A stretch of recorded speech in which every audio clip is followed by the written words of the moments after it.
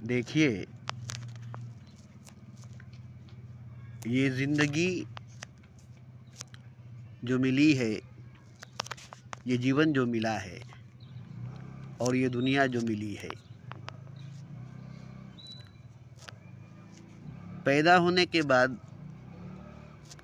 जन्म लेने के बाद, शरीर मिलने के बाद, और जब तक शरीर है तब तक ही, जब तक जिस्म है तब तक ही ये ज़िंदगी है और ये दुनिया है।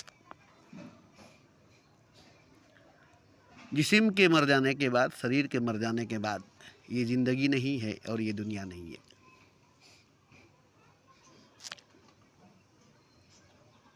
क्योंकि जिस्म नहीं है तो ज़िंदगी नहीं है, और ज़िंदगी नहीं है तो दुनिया नहीं है।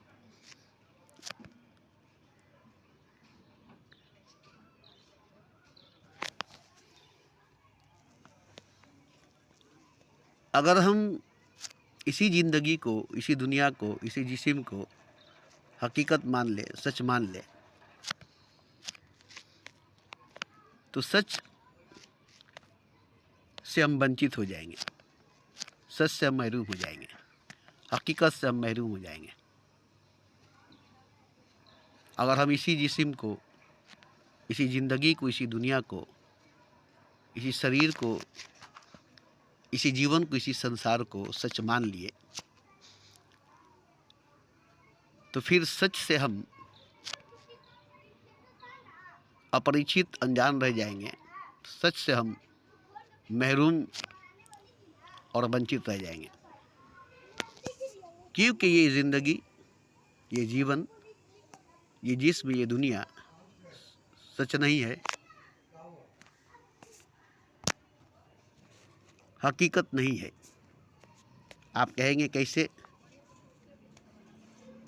ये जिस्म, ये ज़िंदगी, ये दुनिया, ये शरीर, ये जीवन, ये संसार कैसे सच नहीं है? सब कुछ तो सच लगता है, सब कुछ तो हकीकत लगती है। छूने में, पकड़ने में, देखने में, खाने में, पीने में, जीने में बिल्कुल ही सच है, बिल्कुल ही हकीकत है।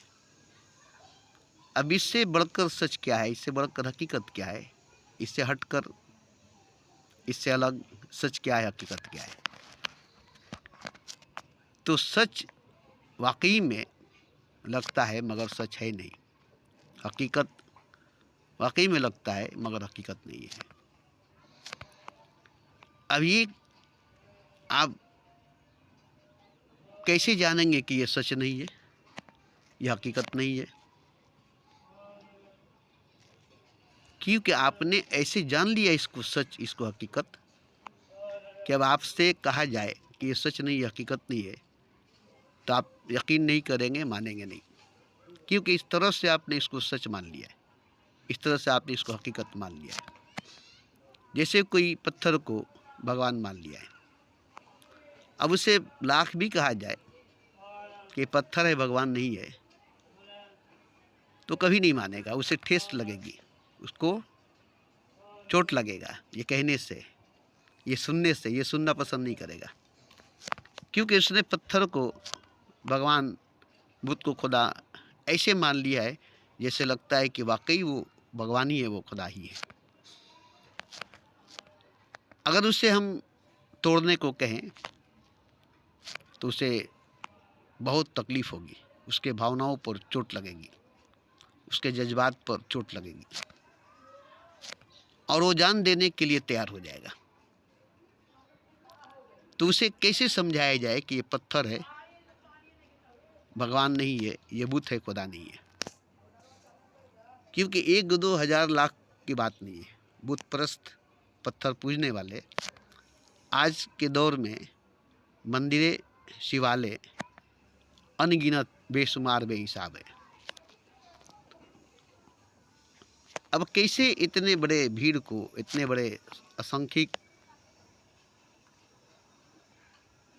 इतने बड़े तादाद को समझाया जाए कि ये मंदिर और इस मंदिर की मूर्ति, ये शिवालय, इस शिवालय के पत्थर दोनों ही गलत है, दोनों ही गलत है। तो कोई भी हिंदू, कोई भी मूर्ति पूजने वाला, पत्थर पूजने वाला, मंदिर में जाने वाला इसको मानेगा नहीं, इसको मानेगा नहीं। तो मनाने से तो नहीं होगा, मनवाने से तो नहीं होगा, जबरन जबरदस्ती बताना होगा, समझाना होगा कि देखो ये पत्थर है, ये मूर्ति है, ये बुत है, ये भगवान नहीं है।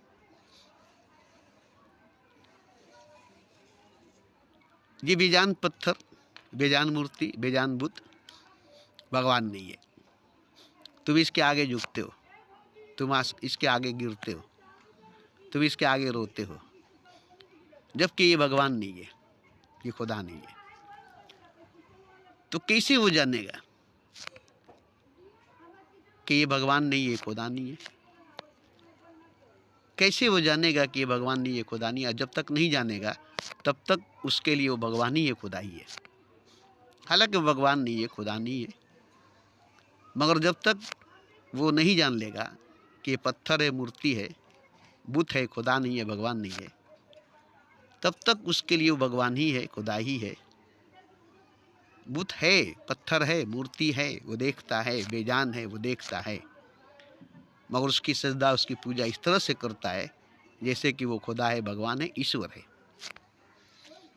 और ये छोटे मोटे लोग होते, तो बच्चे होते, तो खिलौने को जैसे वो जान से लगा कर रखते हैं, तो मान लेते कि हाँ भाई चलो बचपना है, बच्चे हैं, बड़े होंगे तो अपने आप खिलौने से दूर हो जाएंगे, इसे खिलौना समझ लेंगे। मगर बड़े बड़े पढ़े लिखे पंडित, गुरु, ज्ञानी, अच्छे खासे बुद्धिमान, ये नहीं कि अनपढ़ गंवार जाहिल, नहीं, पढ़े लिखे, शास्त्रों के ज्ञाता, ग्रंथों के ज्ञानी,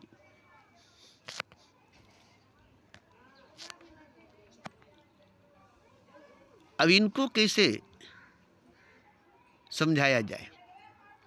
ये कैसे पढ़ लिए, कैसे समझ लिए कि मूर्ति नहीं है, भगवान है, पत्थर नहीं है, भगवान है, बुत नहीं है, खुदा है? कैसे गढ़ लिए, कैसे जड़ लिए अपने आत्मा से, अपने दिल से, अपने दिमाग से, अपने आप से? कैसे कैसे? अगर हम डायरेक्ट जाकर कहें तो उनको बुरा लगेगा, और अगर डायरेक्ट जाकर हम पत्थर समझकर तोड़ दे, बुत समझकर तोड़ दे, मूर्ति समझकर तोड़ दे, तो हाँ उनकी हार्ट अटैक हो जाएगी, वो मर जाएंगे। क्योंकि इस तरह से वो पत्थर से, मूर्ति से, बुत से जुड़ ही गए हैं कि पत्थर टूटेगी तो वो टूटेंगे, बुत टूटेगी तो वो टूटेंगे, मूर्ति टूटेगी तो वो टूटेंगे। जैसे मंदिर टूटती है तो हिंदू टूट जाते हैं, मंदिर के बचाने के लिए जान देने लगते हैं, मंदिर को बनाने के लिए दौलत, रुपया, पैसा दे देते हैं। तो यहाँ जो अयोध्या में मंदिर बनी और मस्जिद भी जो बनी, उसमें जितने पैसे, जितने दौलत लगी, वो बेजान मंदिर, बेजान मस्जिद के पीछे जो दौलत लगी, जो खजाना लगा, जानदार इंसान के पीछे, जानदार मनुष्य के पीछे, अगर वही दौलत, वही खजाना लगा होता तो फिर मंदिरों की जरूरत नहीं होती, मस्जिदों की जरूरत नहीं होती,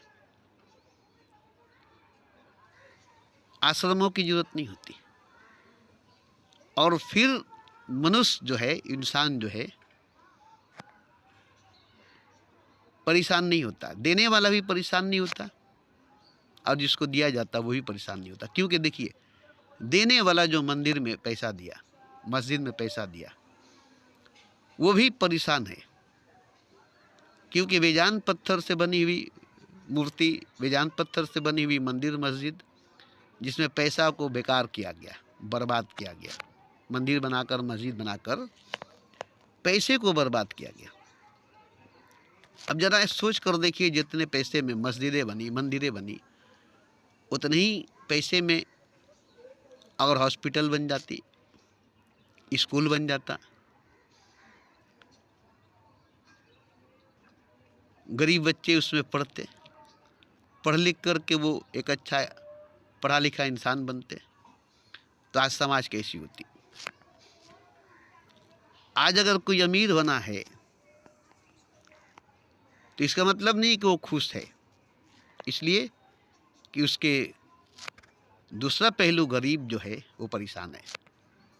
आज अगर कोई राजा बना है तो इसका मतलब नहीं कि वो खुश है, क्योंकि उसका दूसरा पहलू जो फ़कीर है वो परेशान है। तो जब तक फ़कीर परेशान रहेगा, फ़कीर रहेगा, तब तक राजा भी परेशान रहेगा। जब तक गरीब परेशान रहेगा तब तक अमीर भी परेशान रहेगा। वो लाख कोशिश करेगा कि हम खुश हो जाएं, वो कभी सही मानों में खुश नहीं हो सकेगा, क्योंकि उसी का एक हिस्सा है गरीब अमीर का, उसी का एक हिस्सा है फ़कीर राजा का। वो भाग नहीं सकता है, बच नहीं सकता है। गरीबों की आह अमीरों की लगेगी, फ़कीरों की बद्दुआ राजाओं को लगेगा, और इससे न राजा बच सकेंगे न अमीर बच सकेंगे। न राजा ही बच सकेंगे न अमीर ही बच सकेंगे, किसी न किसी भयानक खतरनाक बीमारी के शिकार होंगे, और उसी में वो दौलत काम नहीं आएगी, पानी की तरह बहाएंगे, पैसा काम नहीं आएगा, पानी की तरह बहाएंगे और मर जाएंगे। तो आज अगर हम कहें कि मंदिर बनाना, मस्जिद बनाना छोड़ दो, मंदिर में जाना, मस्जिद में जाना छोड़ दो, तो कहेंगे धर्म के खिलाफ बात है, मजहब के खिलाफ बात है, धर्म के विरुद्ध, मजहब के विरुद्ध है। भगवान को, खुदा को मानना छोड़ दो, ये लोग कहेंगे कि नास्तिक हो गया है। ये सब कहेंगे कि नास्तिक हो गया है, और हमें भी नास्तिक बनाना चाहता है। अपने तो गुमराह है, हमें भी गुमराह करना चाहता है, मगर नहीं।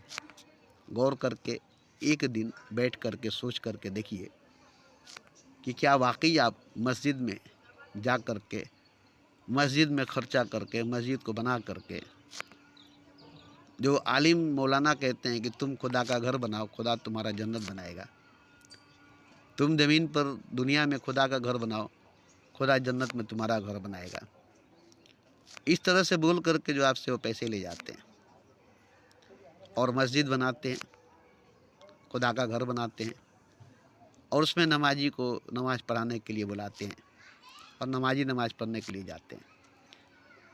मगर ये सच्चाई, ये हकीकत जो है गुमराही का है, क्योंकि मैंने महसूस किया है, रिसर्च किया है, जाना है कि न मस्जिद की ज़रूरत है, न मंदिर की ज़रूरत है, न पूजा की ज़रूरत है, न नमाज की ज़रूरत है, और ना ही हज की ज़रूरत है। ज़रूरत पैसे की सही जगह इस्तेमाल करने की है। आज देखिए कितने हाजी हज करने के लिए जा रहे हैं, और उन्हीं के भाई, उन्हीं के बहन गुर्बती के शिकार हैं, गरीबी के शिकार हैं। तो हज करने में जो पैसा लगा दिए, अगर वही पैसा अपने गरीब भाई, अपने गरीब बहन को दे देते तो क्या हज नहीं होता, खुदा खुश नहीं होता? जरा गौर करके देखिए कि हज करने वाले जो हज में पैसा खर्चा करते हैं, उम्रा करने वाले जो उम्रा में पैसा खर्चा करते हैं, वही अपने गरीब भाई बहन के पीछे खर्चा कर देते, दे देते।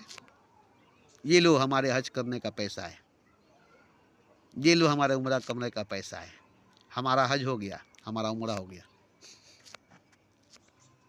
हमने हज कर लिया, हमने उम्रा कर लिया। और ऐसा बताया भी गया है, ऐसा दिखाया भी गया है। एक आदमी हज करने जा रहा था, एक औरत बुर्क़े में, नकाब में, कूड़ेदान से एक मरी हुई मुर्गी उठा कर लाई, वो देख लिए, पीछे पीछे गए।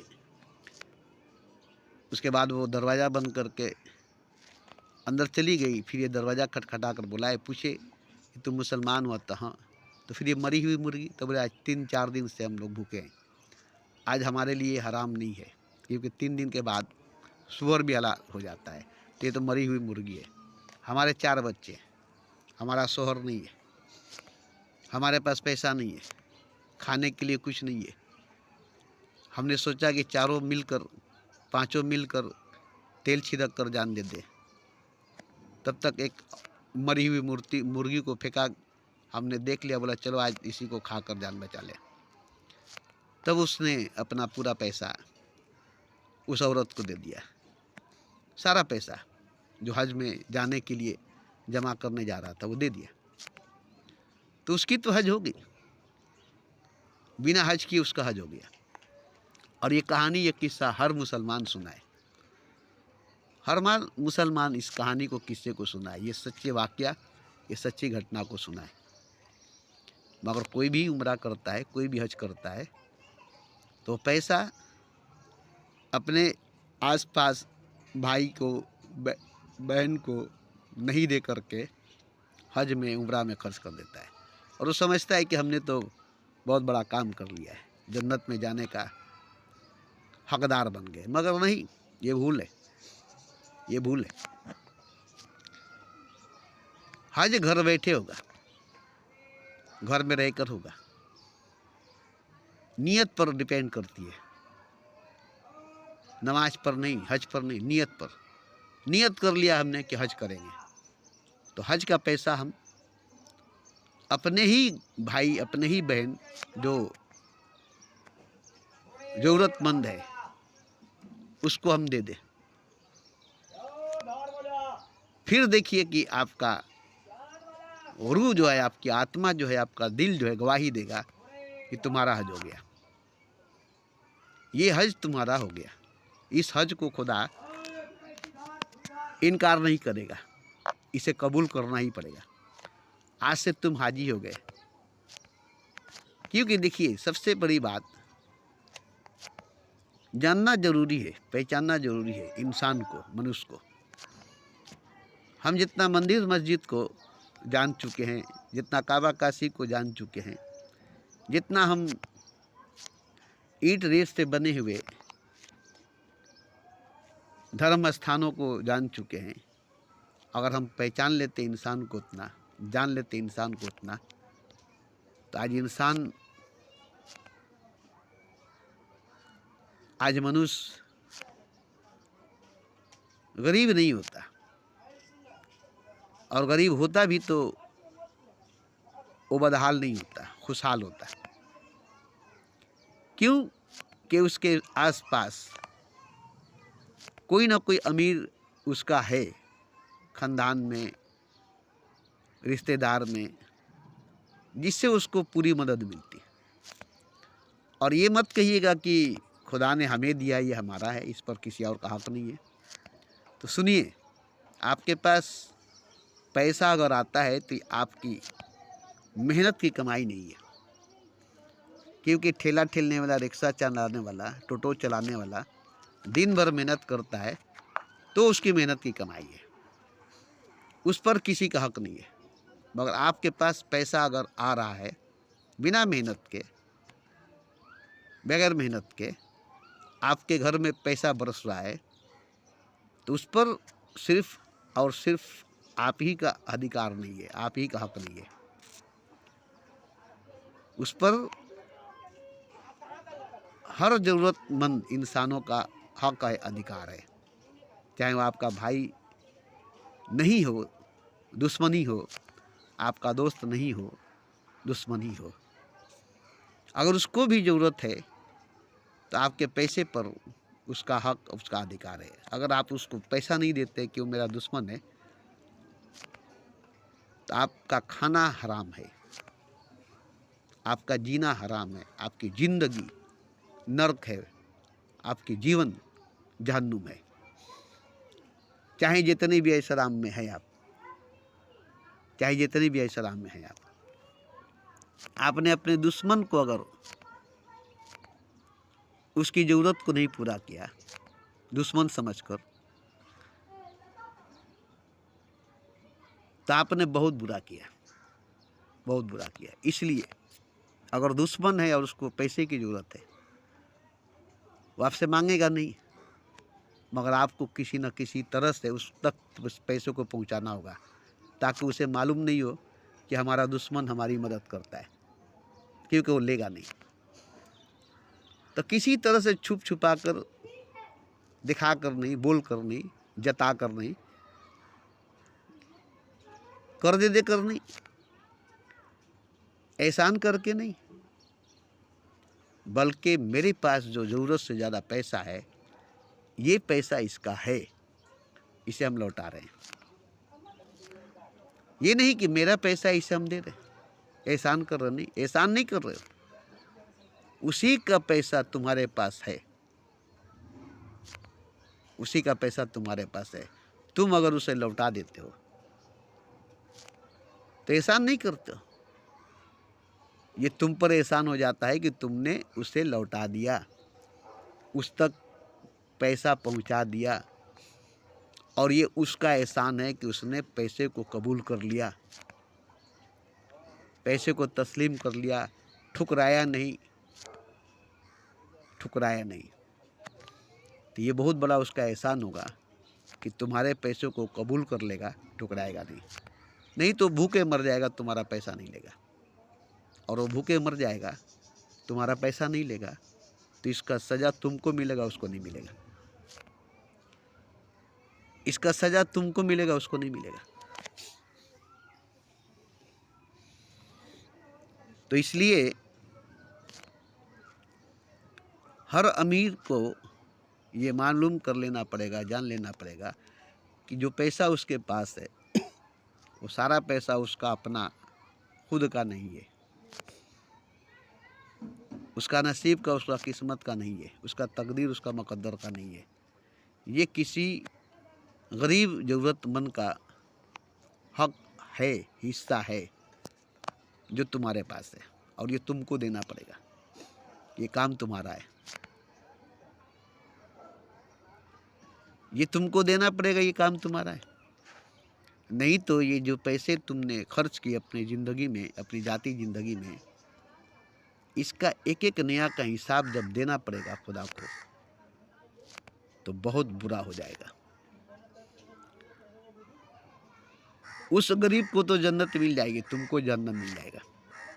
क्या बुरा नहीं है कि उस गरीब को तो जन्नत मिल जाएगी, मगर तुमको जहन्नम मिल जाएगा। अब वहाँ तुम क्या करोगे? जहाँ तुम ऐश आराम में थे, मौज मस्ती में थे, अब वहाँ जहन्नम में हो। यहाँ वो गरीबी में परेशान था, मगर अब वहाँ जन्नत में है। तो देखिए, पहले ये जान लेना पड़ेगा कि ये ज़िंदगी, ये जिस्म, ये दुनिया सच नहीं, हकीकत नहीं है। ये शरीर, ये जीवन, ये संसार सच नहीं, हकीकत नहीं है।